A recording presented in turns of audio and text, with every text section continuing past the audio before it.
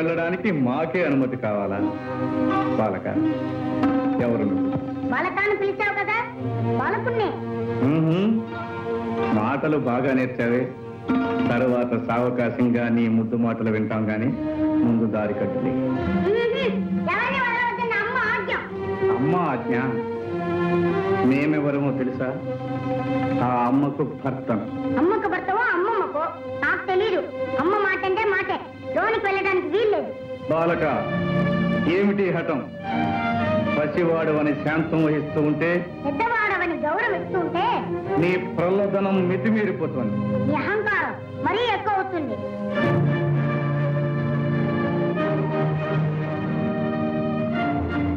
వాచాల, ఈ పరమేశ్వరుని నిందిస్తావా? మర్యాదగా దారి వదులు, లేదా ఏం చేస్తా? ఈ బండారా నాకు తెలీదా? ఈ నాటకాలు చాలించి వచ్చిన దాన్ని వెళ్ళు, లేదా ఈసారి శక్తితో ఈ తల 1000 చక్కలు చేస్తాను. ఇక నిన్ను క్షమించరా?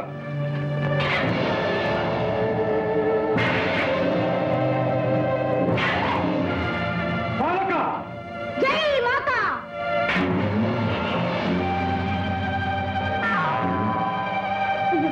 అమ్మ చెప్పిన మాట మర్చిపోయి ఆయుధాన్ని విసిరేస్తాను.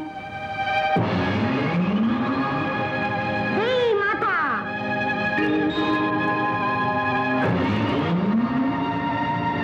జై మాతా!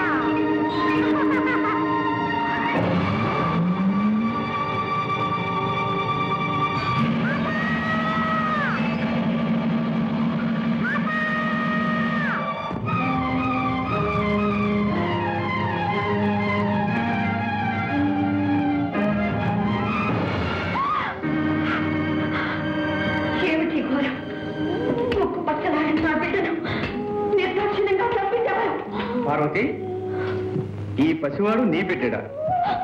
అవును, నా బిడ్డడే.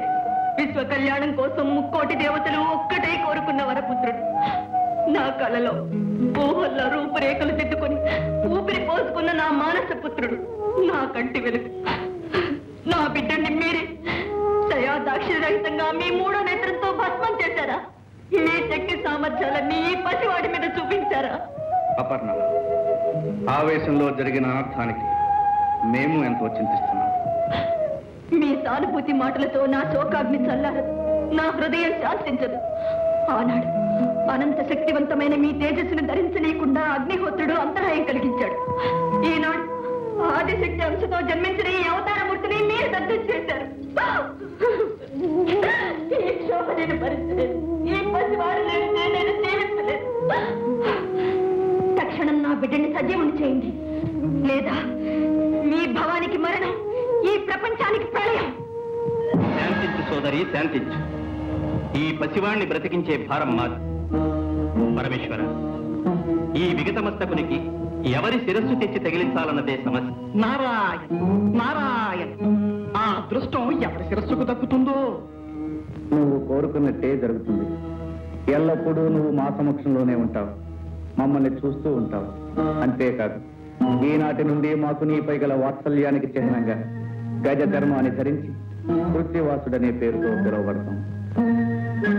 నంది, భృంగి, మీరు వెళ్ళి ఎవరైతే ఉత్తర దిశను తలబెట్టి శయనిస్తూ ఉంటారో వారి శిరస్సు ఖండించి తీసుకురండి. వెళ్ళండి.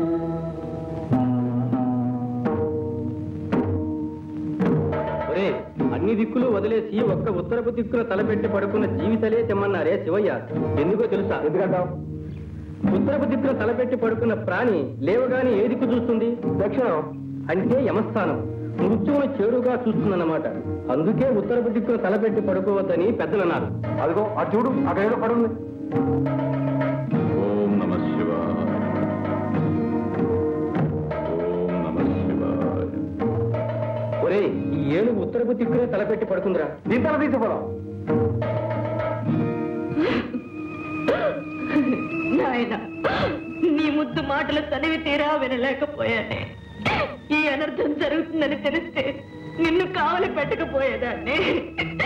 నిన్ను చేసేసిలా చంపుకున్నాను, శివకోపాగ్నికి బలి చేశాను. అమ్మా భవాని, చింతించకు. ఇది జగత్ కళ్యాణానికై జరిగిన సంఘటన. నీ బిడ్డడు తప్పక సజీవుడవుతాడు. దశ దిశలు వెతికారు.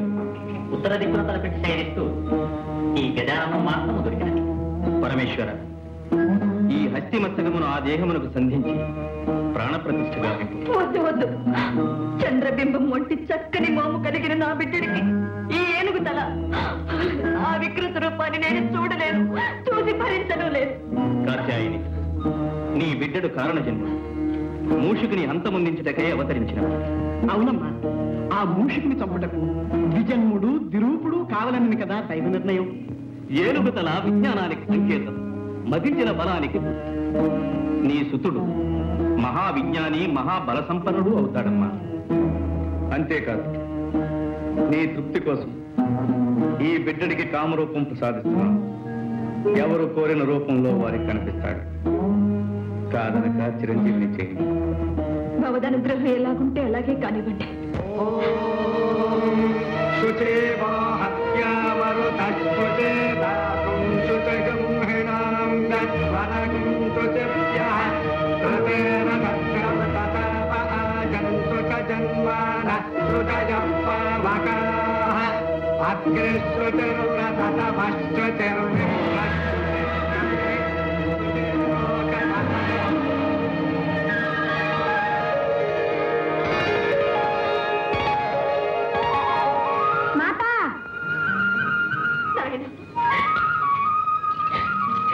చిరంజీవి,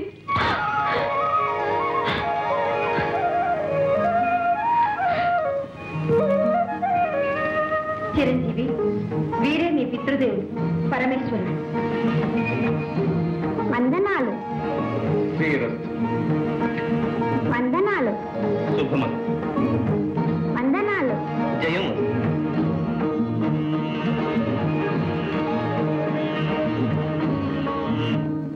విన్నావా నా దేవతలు చేసిన కుతంత్రము? నారాయణ, ఆ తంత్రము అప్పటితో ముగిసిపోలేదు మూషిక రాజేంద్ర. గజాసుని వంతు అయినది, ఇక నీ వంతు కానున్నది. ఏదో నీ శ్రేయోభిలాషిని కనుక ముందుగా హెచ్చరించిపోవాలని వచ్చినాను. నిన్ను నిర్జించడానికై దేవతలందరూ భవానితో మొరపెట్టుకునగా పార్వతి ఒక మహాశక్తివంతుడైన వీరుణ్ణి సృష్టించింది. ఎటుల మమ్ములను నిర్జించుటకు వీరుడు సృష్టించినదా? ఎవడా వీరుడు? ఒక చిన్న సందేహం. ఆనాడు పార్వతీ మందిర ప్రాంగణమున నీ భరతం పట్టిన ఆ పుడతడు కాదు కదా ఈ మహావీరుడు. ఆర్భకుడా, మమ్ములను నిర్జించే అర్హతలు వాడికెక్కడ? నారాయణ, నీ మారకునకు కావలసిన అర్హతలేని మమ్ములను జయించుటకు అయోనిజుడు బ్రహ్మ సృష్టితో పుట్టనివాడు. ఆ బాబు, ఆ బాలకుడు అయోనిజుడే, బ్రహ్మ సృష్టితో పుట్టనివాడే. ద్విరూపుడు ద్విజన్ముడు కావాలను కదా. అది అయినది.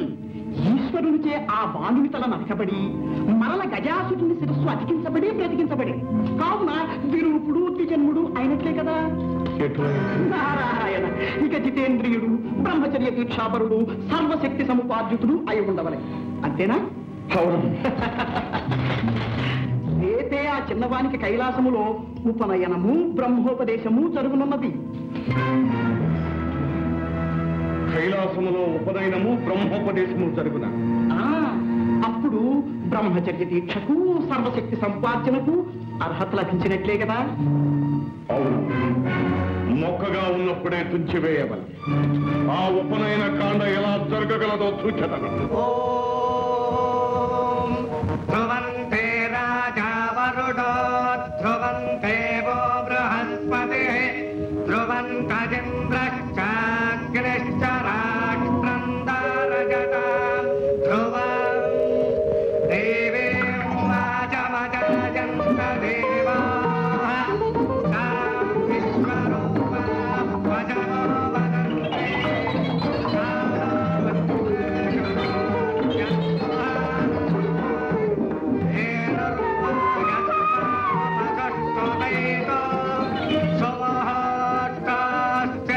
గడియలు మెచ్చిపోకుండా యజ్ఞోపవేత ధారణ జరగాలి. యజ్ఞోపవేతాన్ని తెప్పించండి.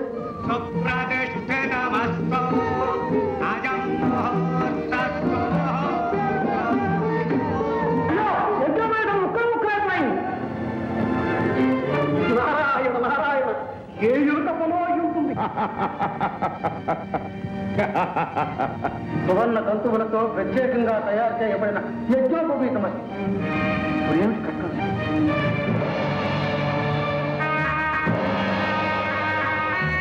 పరమేశ్వర, నాదొక మనవి. ఏమిటది? అనాదిగా మా నాగకులాన్ని ఆదరించి అలంకారాలుగా ధరించి మమ్మల్ని తరింపచేశారు. ఇప్పుడు గజానుల వారి యజ్ఞోపవీతాన్నయ్యే అదృష్టాన్ని నాకు ప్రసాదించండి. తదాస్తు.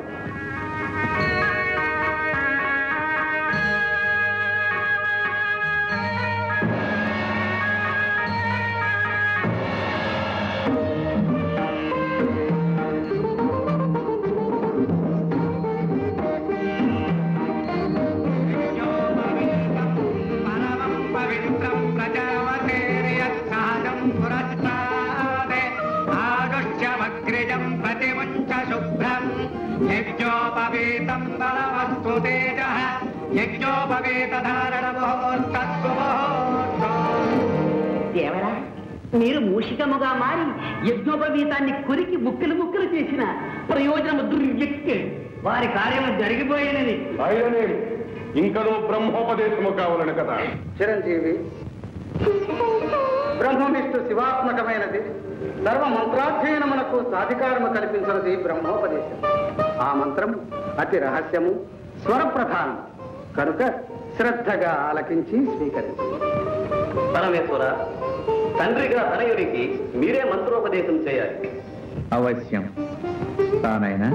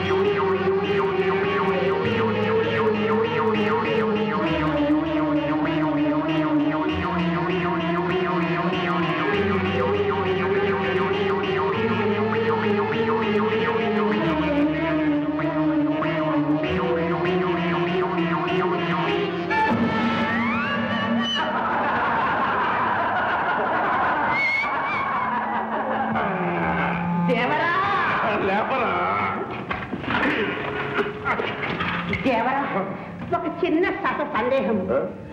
చెవి దెబ్బే ఇంత ఘోరముగా ఉంది, తొండం దెబ్బ ఎలా ఉంటుందో. ఇల్లు పిల్లలే పండుగ కాదరా. కఠోర నియమనిష్టలతో కూడుకున్న బ్రహ్మచర్య దీక్షను ఆ అర్భకుడు ఎలా సాగిస్తాడో, ఎలా సాధిస్తాడో మేము సూచనము కాక.